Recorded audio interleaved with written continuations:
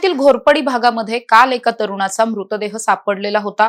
अगदीच निर्जन ठिकाणावरती हा मृतदेह होता आणि पूर्णपणे मृतदेहाचा चेहरा, डोकं हे दगडाने ठेचलेलं होतं।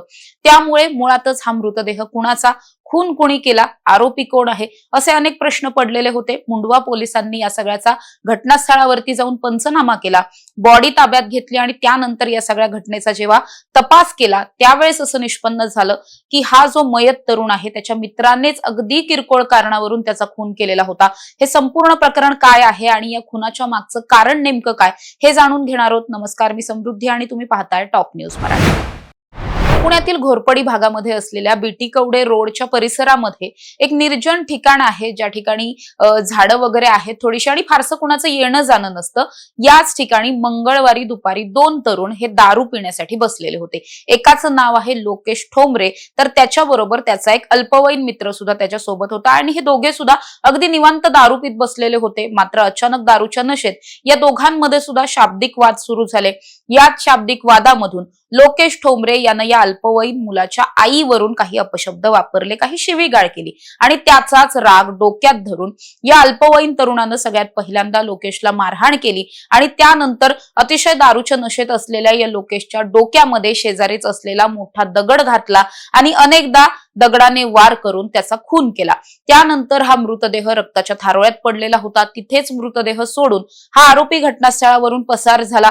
2 दिवस या सगळ्या घटनेला झाले, मात्र 2 दिवस या मृतदेहाकडे कुणाचं लक्ष गेलं नाही, कारण अर्थातच रस्त्याच्या कडेला फार निर्जन ठिकाणी हा मृतदेह होता, लवकर कुणाच्या लक्षात आलं नाही। 2 दिवसांनंतर मात्र हा मृतदेह जेव्हा निदर्शनास आला त्यानंतर तातडीनं मुंडवा पोलिसांना खबर करण्यात आली। त्यानंतर पोलीसही घटनास्थळी पोहोचले, बॉडी ताब्यात घेतली, पोस्टमॉर्टम झाला आणि एका बाजूला तपासही सुरू झाला।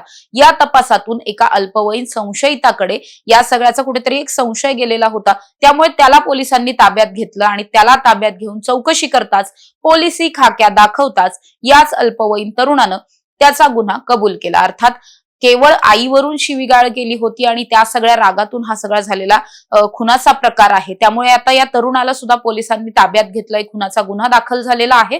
मात्र या सगळ्या मागे केवळ इतकंच कारण आहे किंवा किरकोळ कारणावरून हे वाद झाले की या सगळ्या मागे आणखी काही वेगळा कट होता का, ठरवून केलेला हा मर्डर होता का, या सगळ्या दृष्टिकोनातून पोलिसांचा तपास सुरू असलेला पाहायला मिळतोय। मात्र गेल्या काही दिवसांमध्ये जर आपण पाहिलं तर पुणे शहरामध्ये सातत्यानं हत्या होतात, दररोज किमान 1-2 तरी मर्डरच्या केसेस समोर येतात, ज्या मध्यवर्ती सिटीमध्ये घडतात।